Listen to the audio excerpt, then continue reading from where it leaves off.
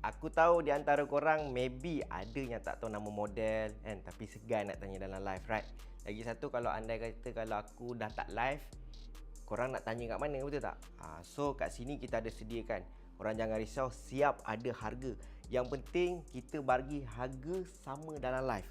Let me explain for you. Nampak ni, bila kau tekan kan, nampak ada setiap gambar tau. Macam mana nak ke kiri kan gambar? Ni, sorry. Kita baru belajar juga. Pak, ada satu persatu.